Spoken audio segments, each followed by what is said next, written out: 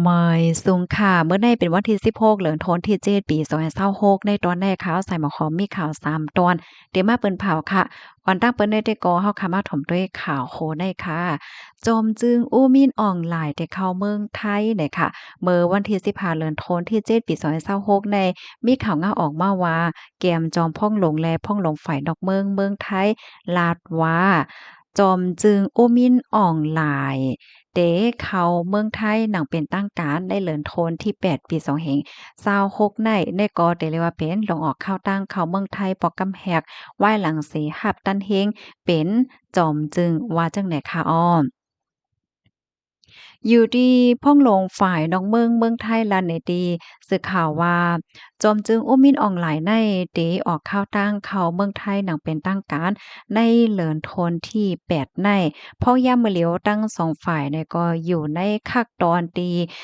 เฮ็ดอันขับหมายลวงออกข้าวตั้งในปอกกำไนหนังเป็นตั้งการนะคะไทยหันว่าถึงกินข้าวยามยาวติเตเปิดลวงอบโอ้กันดังเมืองคมตุ่มเทียง กำหนึ่งว่าไหนคะอ้อลวงต้งหนึ่งในปอกำไนค่ะก็มีมาว่าหลังเสเมืองไทยเป็นเจ้าตาหน้าปางกุ้มหนังอำเป็นตั้งการวงกลางพ่องหลงฝ่ายนอกเมืองอาเซียนตั้ง11เมืองโฮมป้าถึงเมืองโฮมตุ้มอันเฮ็ดกว่าเมื่อวันที่12เดือนธันวาคมปี2026เนี่ยค่ะในก็เรียกว่าเป็นรองคบทบกัน ปอกำแหกขนอนนับตังเอายึดอาณาอำนาจวันเมืองเมื่อปี2เหง21ตีป่นมานั่นเฮ็ดจังไหนออไว้หลังเสยึดอาณาอำนาจยาวเมืองคมตุ้มไหนก็เดเรียกว่าจังเหือครบทบญาติใส่ไงเงาลายลดยอมลวงจำใจตั้งต่างวันต่างเมือง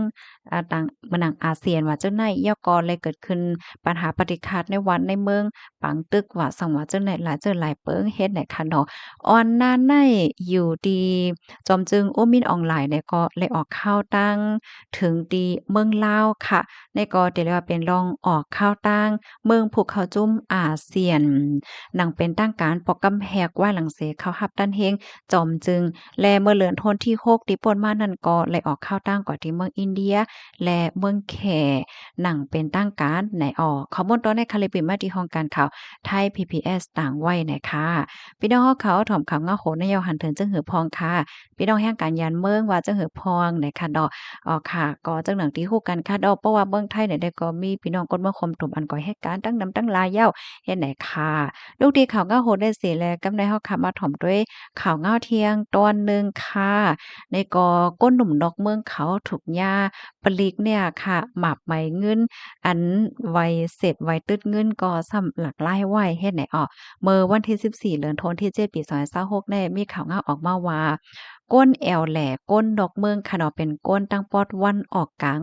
เมืองคูเวตค่ะอายุอาสากอ20ถึง30ปีเจ้าแหน่เขาตึงลาตีผู้สื่อข่าวเกี่ยวกับเลยลองเฮ็ดตั้งสร้างของก้นจื้ออันลาโตเจ้าก็ว่าเป็นปลีกเฮ็ดให้อ้อม ลาดว่าพ่องหนึ่งเหลินที่อันโป้นมานั่นค่ะเจอเขาไหนก็แลเข้ามาแอวดีเมืองไทยมาหรือเฮอหรือใจดีพัทยาไหนเนาะก้วยกะว่าถูกหญ้าปลีกค่ะมาติงยอบก้มโตเขาว่าโรยลวงว่าเจอเขาในเป็นเลยว่าจังหืออำตึกกำเฮ็ดจ้อมเปิงหมายมีการฮ้อรถฮ้อก้าเนี่ยค่ะว่าเจอเขาลาดว่าเจอเขานั่นมาแอวตีพัทยาปยกใกล้ๆมาแอวนั่นค่ะน่ะอา เพราะว่าถึงข้าวลือข้าวยั่งเขาก็เดจู้กันแหวก็มาเหล็มาแอวเฮ็ดไหนคะอ้อแฮวก็เขาก็ฮู้อยู่ค่ะเนาะว่ามาแอววันเปิ้นเมืองเปิ้นนี่ก็ได้ไลตื้อกำเฮ็ดจ้อมหนังปักเปิงไม้มีเต็มเลยเฮ็ดพิษปักเปิงไม้มีว่าสังว่าเจ้าแหน่อันเจ้อเขาถูกเนี่ยเอาตั้งพิษแหละเจ้าไหนเจ้อเขาก็ย่อมรับพิษอยู่นะก้วยกะว่าหลายปอกหลายกำติอันเขาถูกเนี่ยติงยอบนั้นเขาสัมพันธ์ถึงว่ามันมีลองแตกเลี่ยงมาหมับมาไหมเงินเลยติ่มบ่มีรองแตกๆเลี่ยงๆเฮ็ดจั่งเนี้ยเนาะบ่ได้เป็นรวงเนี่ยเอาตั้งพิษว่าโรยรวงอันนั้นอันไหนวะย่อก็ลองอันหมับไหมเงินว่าซั่งว่าเฮ็ดจั่งใดเขารู้สึกว่ามันเหมือนเจิ่งว่ามันแตกเลี่ยงนั่นขนาดเนาะอันเขาย่าหมากไหมได้ค่ะนะไลปันได้3เฮง5ดอกถึง5เฮงไหลเจ้าไ้เนี่ยค่ะว่า1คืนได้เขาก็ย่า2-3ปอกเจ้าเนี่ยเพราะว่าป้อ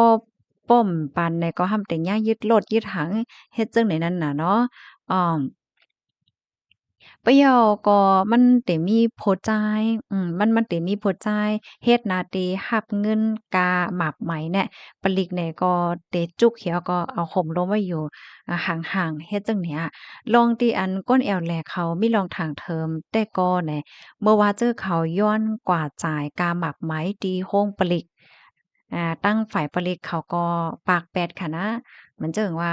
กวามลูกกว่ารอจ่ายติดแนวเฮ็ดจั่งเนี้ยแล้วก็ เดลัยจ่ายปันเขาจังเนี้ยอืมปะยอก็เดลัยจ่ายเป็นโตเงินว่ะโอนเงินก่อมรายว่ะรับเงินโอนว่ะเฮ็ดไอ้นั่นน่ะอ่าเพราะว่าถ้าไรไว้ตึดเงินเที่ยงเนี่ยก็เดลัยปันเที่ยง5ปากหวาดเฮ็ดจั่งไหนวะกำแน่เงินที่ไว้ตึดเงินอันเขาเตรียมปันนั้นก็มันเป็นบิลเงินสดอันที่เปิ้นเตรียมปันกันเมื่อซื้อเมื่อขายว่าหางไว้เฮ็ดจั่งเนี้ยค่ะ ในวัยนั้นก็ได้เตรียมไว้ลองตั้งรายโหย่อยๆมันอยู่เพราะว่าเอากว่าเหน่ผมมีปนพรต่างตีเปิ้นก็ซ้ำซับแจงซับแรงลั่นนี่ว่าอันนี้เป็นอันปอมันออได้เฮ็ดได้น่ะเนาะกำนั้นเขาก็มีความถามค่ะข่าวยามสืบมาก็ถึงดีไล่กว่าหาผู้สื่อข่าวนั่นน่ะเนาะเอาตั้งข้อมูลสักเสหลักฐานมันสิเฮ็ดจั่งใดคะอ้อตั้งฝ่ายผู้สื่อข่าวเขาเนี่ยก็ได้เอาข้อมูลลองตั้งจั่งใดแน่อะค่ะ ป่องเลี้ยงปันฝ่ายเกี่ยวข้องเปิดตาก็ทัดลองตั้งเปิงเป็นโหย้อยยำมันกว่าว่าไหนอ้อข้อมูลตอนนี้ก็คาลิเปมาที่ห้องการข่าวช่องเจ็ดต่างไว้ไหนค่ะพี่น้องเฮาเขาถ่อมข่าวโคในย่อ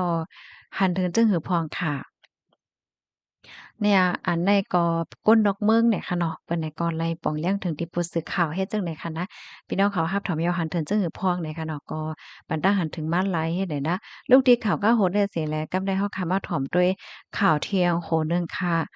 อันใดก็มีโพดใจก่อนหนึ่งค่ะเนาะเขียนมีว่ามีปอเฮิรนอ่ำแม่นขิงข้าวยามเนี่ยก็มีลองป้งๆๆๆในลงกว่าในว่าแน่ เมื่อวันที่15เดือนธันวาคมที่7ปี2026ในมีข่าวงาออกมาว่าผู้มีพลพรโรงปลิกเมืองลำพูนและรับตึงลาดว่ามีผู้จ่ายก้อนหนึ่งเอาตั้งกองเหวก็โป้งๆๆในเคินเนี่ยเป็นหลายปอกหลายกำค่ะว่านะเคินเขาได้ก็มีไว้อยู่ที่หมู่ที่3ริมปิงเจเวงเมืองเจดอนลำพูนค่ะไว้หลังเสร็จแล้วรับตึงลาดยอก็เลยลงปื้นตีเหวก็กว่ากดทัดโดยผู้จ่ายก้อนนั้นจื้อห้องว่า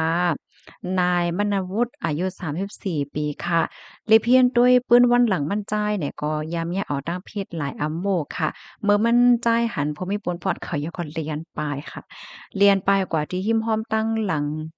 วัดประตูป่าประตูป่าเจเวียงเมืองลำปุ้นเนี่ยค่ะตั้งฝ่ายพรหมิพลพรเขาก็เรียน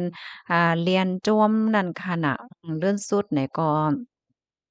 ติ่งยอบก้มโตมันจ่ายหลายเฮ็ดจั่งใดอ้อเลยต้องไล่ถามเสมันจ่ายไหนก็ลาดว่ามันจ่ายในวนนำคำจ่ายน่ะย้อนก็เพราะว่ามีรองข้องขำเขียนเมอ่อนหน้าในไหนมันจ่ายไหนก็มีรองถางเทิมว่าเมมันได้มีใจปันผู้จ่ายต่างก็ย้อนก็เพราะว่าเหตุการณ์เป็นสาวโรงการโรงงานตีหนึ่งนั่นน่ะเนาะ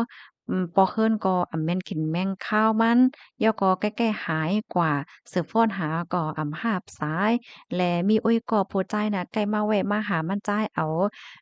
ยาเมากำเนี่ยมาฝากมาตอนปันเฮ็ดเนี่ยเปิดตาให้มันจ่ายสู่ซ้ำปยก็ค่ะเนี่ยก็ใกล้หายกว่าจ้อมกันโอ้ยก็เฮตั้งเมเนี่ยค่ะว่ามันจ่ายเนี่ยก็ถังเทิมนั่นค่ะน่ะอ่าจังใกล้ๆสืบฟ้นหาประวัติถึงข้าวยามเลิกการเลิกงานแล้วเมมีไว้อยู่ที่ไหนตั้งหลายว่าจังหวัดเจิ้นได้เฮ็ดไหนคะอ้อม มันใจลาเทียงว่าอ่อนนานั่น2 วันค่ะก็เลยสู่ซ้ำยาเมากำกว่าไว้หลังนั้นก็เลยกินน้ำเมาแทงกินน้ำเมาในกูว่าน่ะก็ปัวบ่นนำคำใจอำพู้ว่าเตหาตั้งออกมันก็แก้ปัญหาจึงหือพวงให้เนี่ยเลื่อนสุดก็เอากองเนี่ยค่ะมายื้อโปงๆปังๆให้ไหนเปิดด่ารถย่อมไหลลองสู้ยงคำใจเนี่ยว่า ตั้งฝ่ายผู้มีปนพ่อนเขาเนี่ยก็จังไล่เอาตัวส่งกว่าที่ห้องปลีกเด็กขับเครื่องปันรถตามกว่าจำหนังไม้มีวานเมืองมีเนี่ยค่ะข้อมูลตอนนี้ก็คาลิเปมาที่ห้องการข่าวช่องเจ็ดและห้องการข่าว Not Now ในต่างไว้เนี่ยค่ะพี่น้องเฮาเขาถ่อมข่าวโคแนวหันถึงจังหือพองค่ะปันตาหันถึงม่านลายเนี่ยค่ะเนาะยาเมากำอันว่าในก็จึงหนังว่าค่ะเนาะพ่อนจ่ายยาเมากำอันว่าในมันก็มีนำไว้ค่ะเนาะ เปิ้นได้ก็ออนกันบันตาหันเทินจั่งไหนคะนะเพราะว่าสูตรซ้ำกว่ายอก็มันก็เฮ็ดให้วนกว่าหลายเจอหลายวิวสังซี้ได้นะพี่น้องค่ะหันเทินจึงอยู่ในปันตาหันถึงมาเลยค่ะออเหมยซุงค่ะ